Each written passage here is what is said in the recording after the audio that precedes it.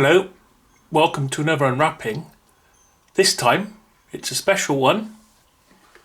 It's the Record Store Day version of BBC Radiophonic Workshop 4 albums 1968 to 1978, but it also includes 2 bonus CDs that have never been available on CD before and are quite rarities. It also includes the Stone Tape, which I think came out on a green vinyl on a Record Store Day a few years back, and the Changes, so 2 BBC productions from like the 70s. And this one is numbered 0256, and there are only 750 of these worldwide. I was very lucky in the fact, let me just show you that, you might want to pause on that.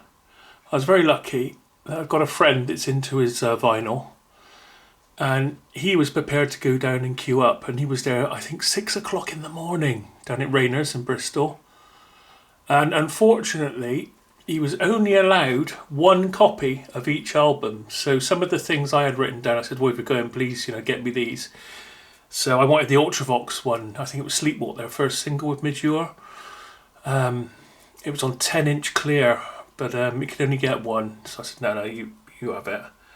But this is the one out of the ones that I've got I'm really pleased to have, because I've got a little Doctor Who sort of bit in the hallway, and I'm going to put some sound effects that play every time the lights come on in the hallway as you go by. And I'm going to put all of these on this little player that I bought from China. So it plays an SD card, this one. I see you can get PIR ones, but this one does SD cards. So it will randomly play a track from this every time I go by. So I'm quite looking forward to doing that. I think I've already got this one, which is just called BBC Radiophonic Music, on a Record Store Day on red vinyl, was it, or something, or pink vinyl. I haven't got those though, the other 3. So BBC Radiophonic Music, the fourth Dimension, the Radiophonic Workshop, Through a Glass Darkly, then the Changes and the Stone Tapes. So that's the front. There's the back. And I've got a few vinyls to do some unwrappings on after this as well, so there'll be a few more after this, which I'm very excited to show you.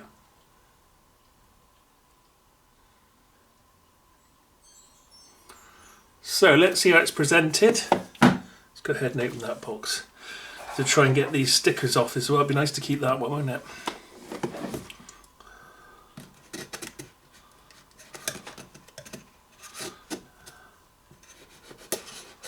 Okay, gently does it. Tear the back off and just try and ease that off. I did manage to get this off. I very, very, very carefully peeled it very, very slowly. Just managed to get it off, and I kept the other one in here. Oh, and by the way, if you're wondering about the date on this, where it says 18th of April, it was cancelled because of all the restrictions with the COVID virus and what have you. So the Record Store Days have just started now. So it was last week of August, wasn't it? I think they're going to do 4 weeks with a few odds and ends and space it out over the autumn instead now. So that's why that date's different. Right. So it's a matte finish. With quite nice deep colours of the albums here. It's presented quite well. Sort of an old, I wouldn't say British racing green, but not far off. It's maybe an army green perhaps. So let's see how we go here. Let me just come out a little bit.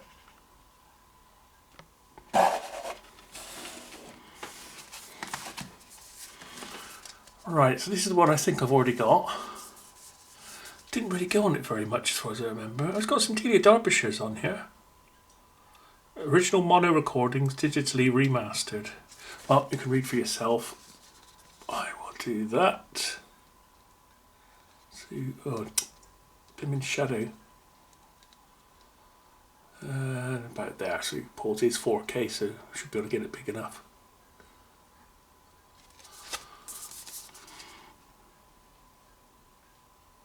If you can hear a bubbling in the background, I've got a percolator going and I'm going to have some coffee in a minute. Right, so they're not bagged, which is always an annoyance of mine. That they never go the whole hog, because you can really scratch your CDs with this. And the CD, looks all right. Hope that's just fluff there.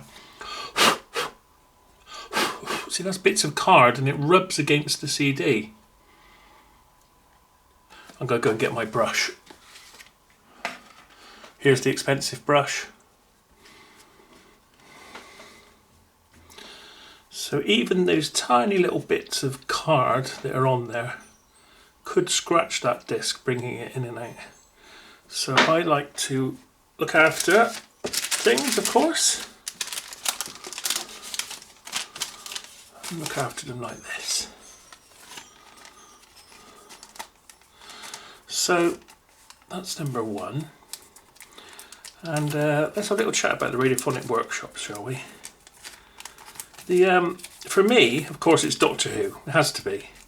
When I was a kid, I mean, there was other music. I mean, even things like maybe on Radio 1, say, like when they had a traffic information, there'd be a little bit of radiophonic music that they would make up, because it was there to be utilised by the BBC, obviously, for all of their output. So I wasn't conscious of some of it, but certainly Doctor Who was such a big influence on me. I don't know if you've seen, but I've got a separate channel called Great Mesmo. I think I might put a link up to it. And that's where I make my music. Although I do have an avant-garde playlist on this channel, and this was the avant-garde playlist was the basis for this channel, even though the Unwrapping's doing better than anything on here. So there's a bit of a mixture on here, and I've got to think whether I should just streamline and move that onto a separate channel as well. I don't know yet. So anyway, that's number one. So for me, it was the Sea Devils. The Sea Devils, when I first saw that on Doctor Who, I was like, oh my goodness. Let me just have a quick look at this before we go off into that. Fourth Dimension, and ever synthesizer music from BBC Radiophonic Workshop. This looks, wow. What year is this? That's got to be 70s, hasn't it? Of course, it only says 2020 down here. Previously unreleased. So there are bonus tracks here. There are bonus tracks on this disc which haven't been released before. So that's interesting. So even on some of these that you get anyway, there are extra tracks. Wow. Music heard on radio and television, including test card transmissions. God, I remember when I was a kid. Right, I'm 54, so when I was a kid, there was BBC 1 and 2 and ITV, which was HTV in the Bristol area here, and that was it. And back in the day, quite often in the afternoon when I was very little, there might be schools and colleges on ITV, very, very little in the day. There's nothing like breakfast television or anything. In fact, I used to just watch like a test card thing on BBC Two quite often because of the music. And I can remember it had a really jazzy version of Greensleeves.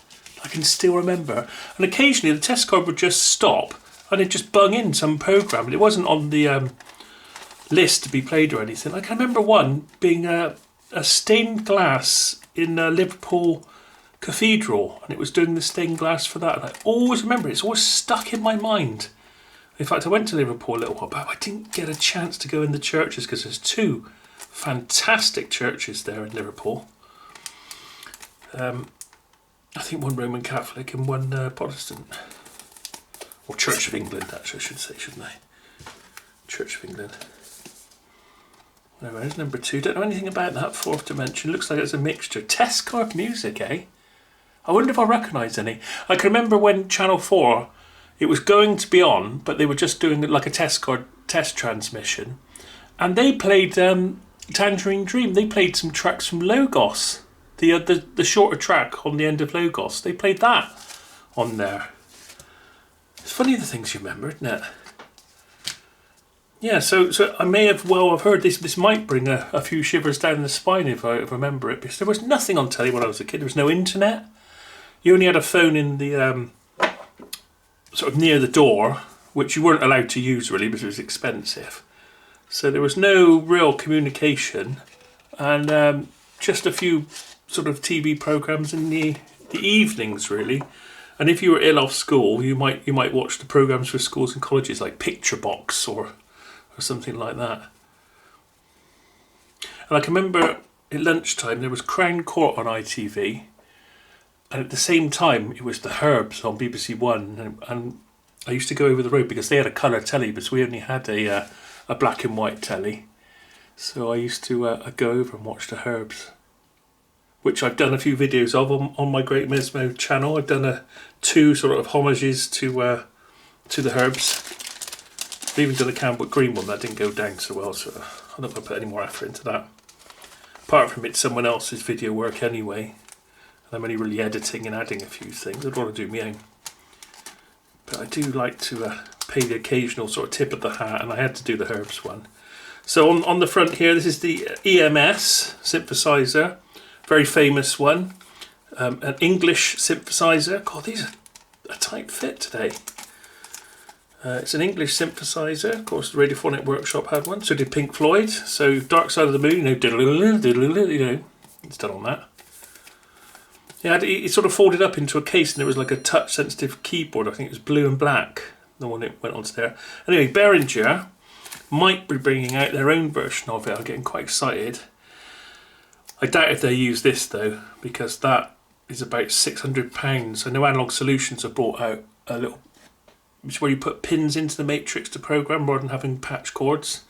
And you can also have resistive pins, so you can have an actual connection, or you can have a resistive connection as well.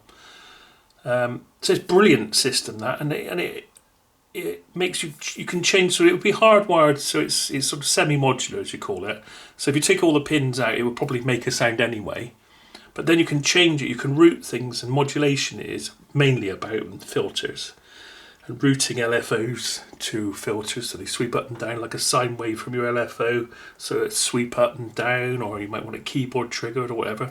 And Jean-Michel Jarre used this one quite a lot in the early days, and it's got a lovely sound, and I would very much like to have a clone of this, because I think they still make them, and there was one chap left that still does it, and it's a 10-year waiting list, and they cost £15,000. I think it can do triangular PWM, which not many synths can do as well, pulse width modulation. Anyway, there's that one. Let's have a look at the, sorry, I keep just drifting off at the moment, just bringing back certain memories. I quite like that cover. All sorts going on there. God, I didn't think Radiophonic Workshop was that bad. They get told off it was that bad. I mean, if you've seen the Delia Derbyshire here, or they just got great big like tape recorders and oscillators, because before these synthesizers, there weren't synthesizers, you know, they sort of came about really in the 60s, I guess you could argue it.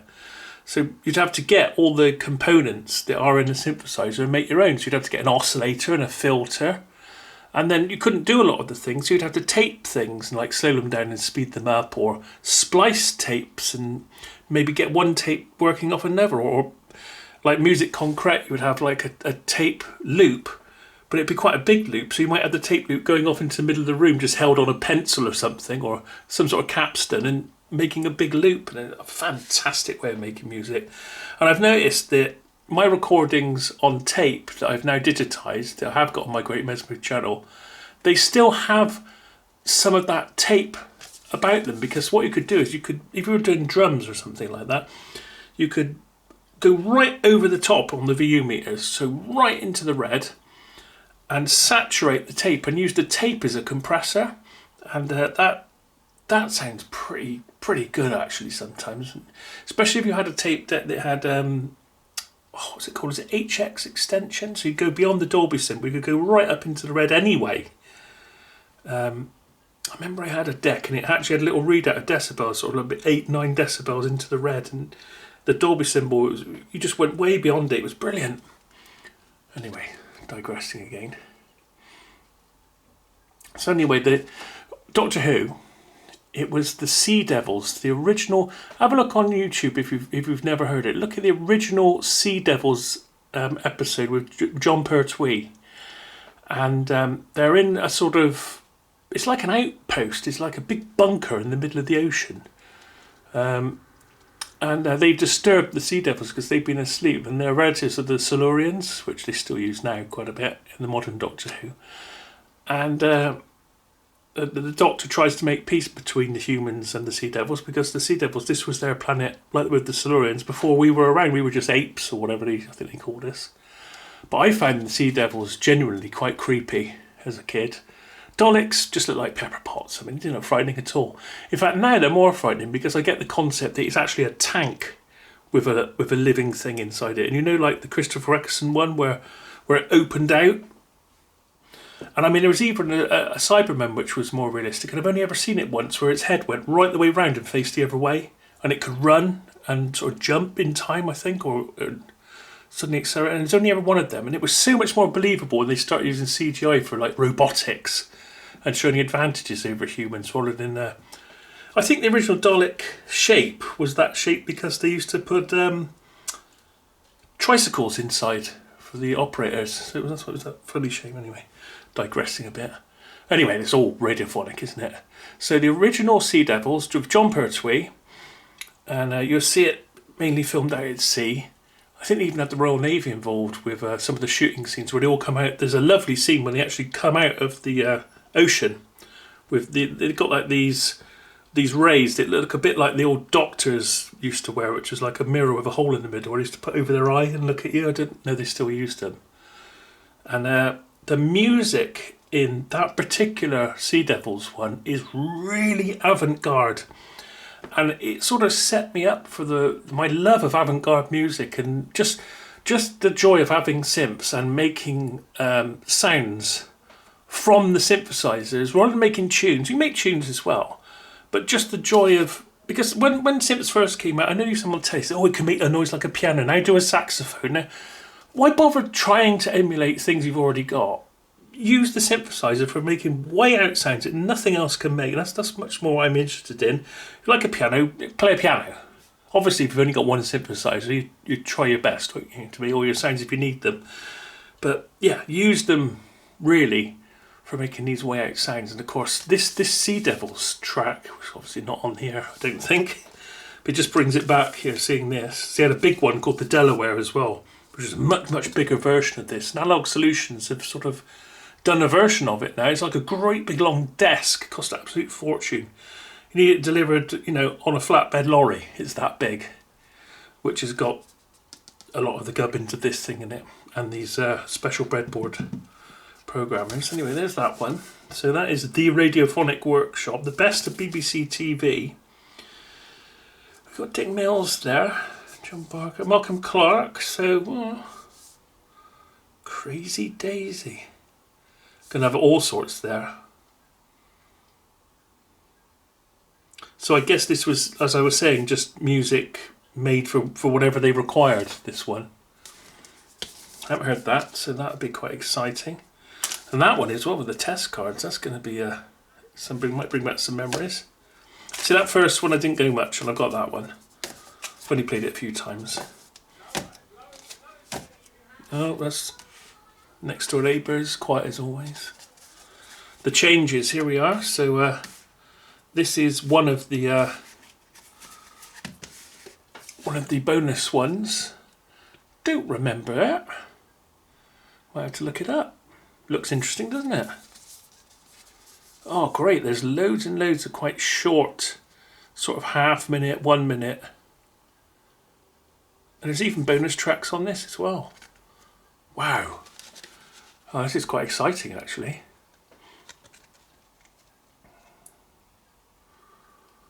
So there is a lot on this one. All little tracks.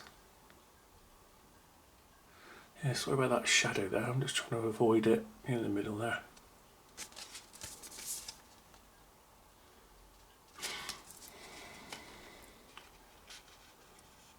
Did I put that one in there? Yeah, I did. I'm chatting away here, forgetting what I'm doing. Yep, get all these bits off. And this is a Fluidtech brush. It costs over £100.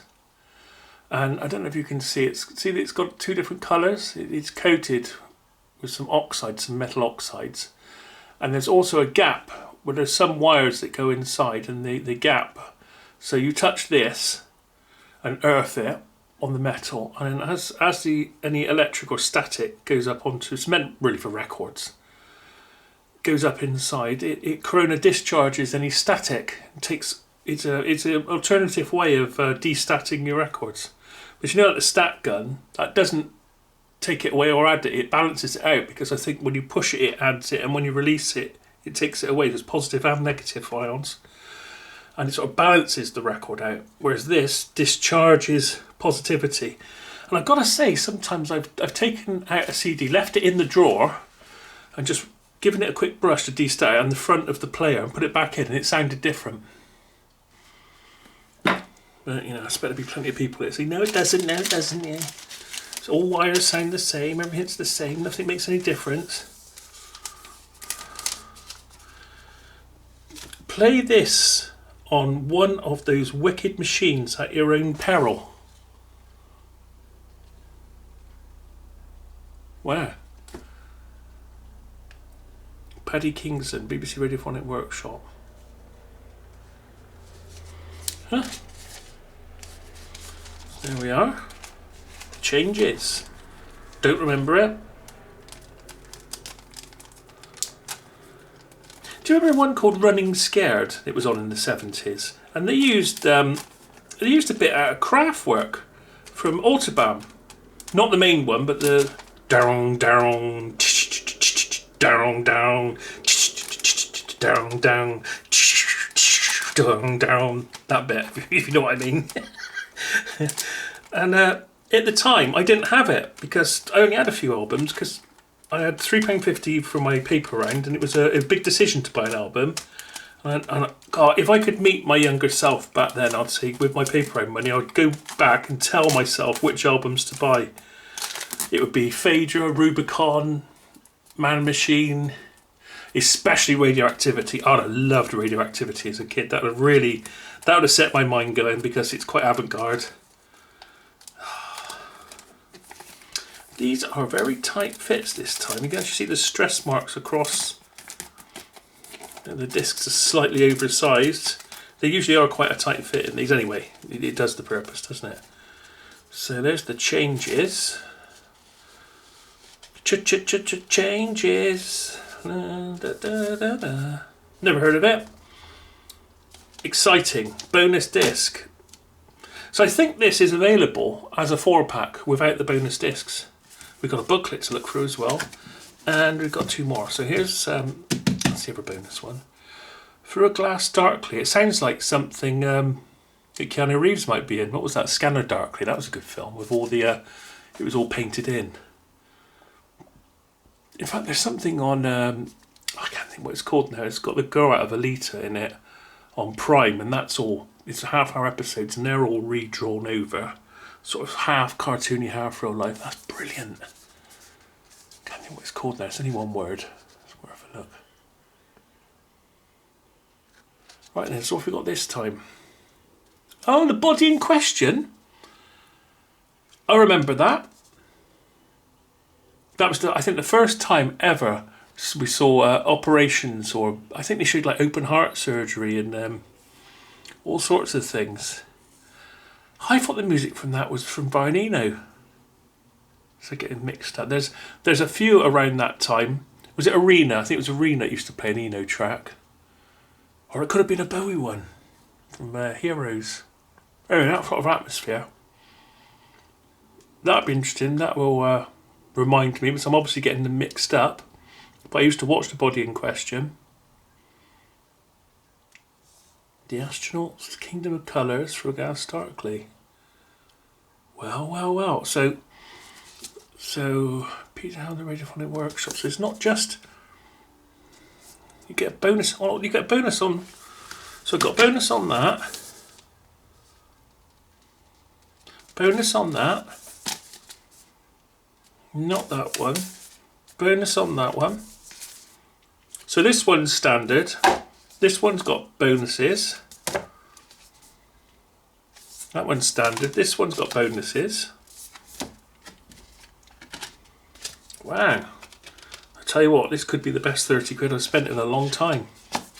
because I can't imagine what they're going to go for. There are only 750 copies worldwide of this. Can you imagine how much they're going to go for?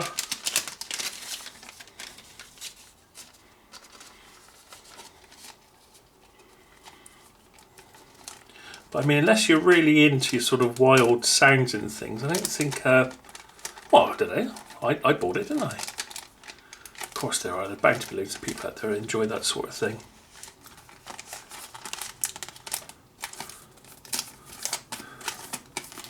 Yeah, another very tight fit.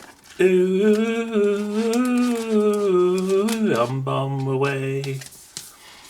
Anyway, so there we are. So there's that one with the body in question. I want to hear it now.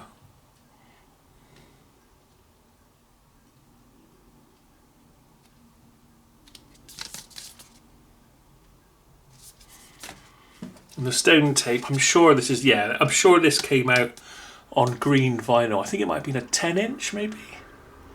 I think it was last record store day. Was it? Anyway, I think it's been out before, but obviously it's the first time it's come out on CD. Will it have bonuses? No, not this one. Stone tape original opening arrival, seen and heard. This is quite a short one. In fact, it's that short, I bet it probably was a 10-inch. Anyway, there we are. Let's have a look at that.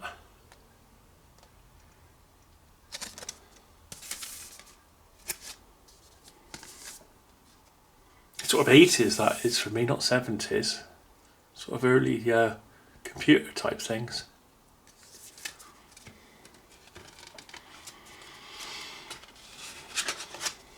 Oh, there's hardly, I don't know if you can see, yeah you can see, there's hardly anything on this disc. They could have brought it out. I suppose these days they bring all the CDs out this size, but do you remember CD singles that were tiny little things? I've got some. Perhaps I would dig those out and show you my CD singles sometime. I think one of these days, I think I'll get my camera and I'll just go into the other room and just show you all of the discs and things, and then you can say, oh, show me this one or this one, and then we can dig them out maybe. I'll keep digressing, don't I? So I don't know much about it. I'm sure I've heard it. I must have heard it.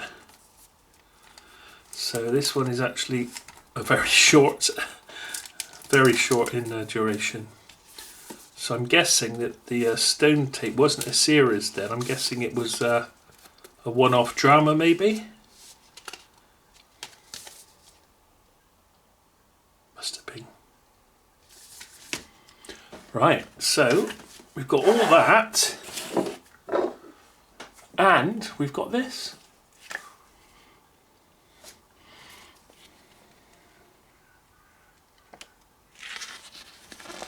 Oh, there's all sorts of fantastic. Steve Derbyshire, bless her. Okay, so let's get this.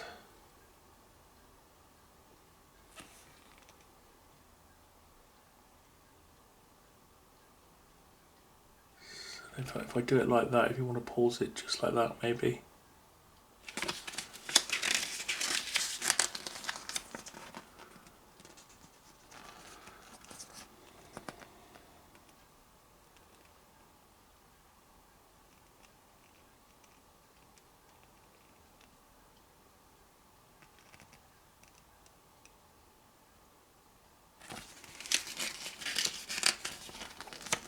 Oh, this is great. So I like this sort of thing because when you sit down for your first listening, you're not too sure what to expect. It's really, really nice. It's always nice. Oh, that's test card. Really nice to have something to read. I think out of all of them, this is the basics. Oh, there's the Delaware. That's what I was just telling you about. Like the bigger version of that EMS synth. Great big thing, huge thing. All sorts of sequencing possibilities on that. Bit like the EMS 2500, which Behringer are just cloning now, yes. Which were great big things, really meant for universities. and professional organisations, it gradually filtered their way down to the public when they found there was a market for them. In fact, there's some great stuff on YouTube like that. There's a really good one out at the moment about ARP. This guy's channel's fantastic. I don't remember what his name is now. About 2-hour program on ARP. He's already done one on profit simps, and he's also done one on the history of Roland simps. That was good as well. There's the Delaware. There it is. Washington crossing the Delaware. La da da, la da da, la da da, da da. Wow, it's a really nice booklet. There's plenty to read. They haven't held back. They haven't just bunged in 1 or 2 pictures and a brief paragraph or two. They've actually given you quite a substantial booklet. Sorry about that shadow, it's the microphone.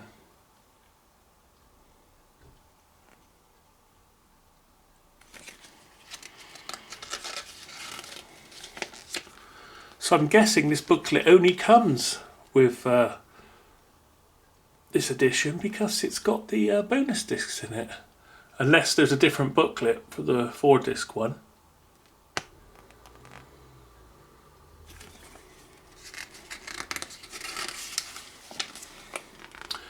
It's a shame there isn't still a Radiophonic Workshop, isn't it? I guess they just outsource, the music to be done.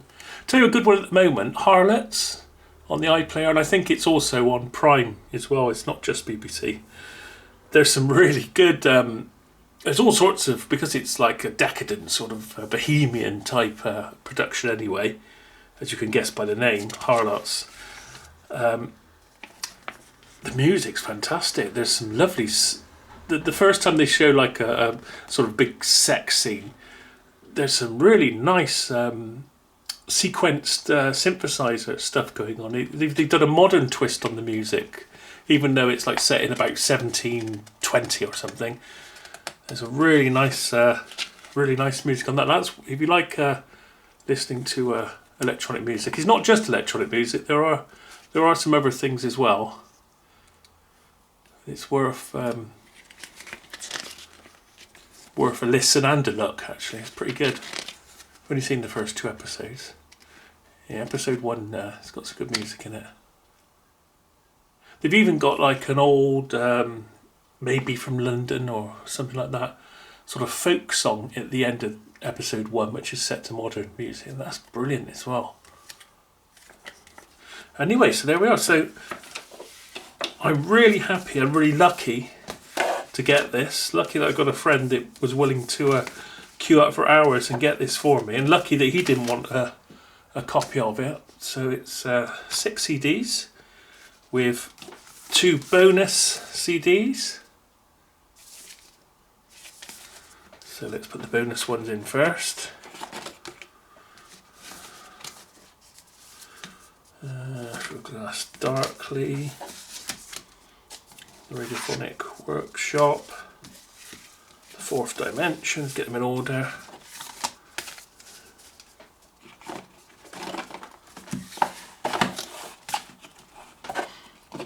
There we go. What a nice box set to have. Unfortunately, there's not many about. Well, there is with the 4, but there are not many in this edition with the extras on. So thanks for watching. See you again next time.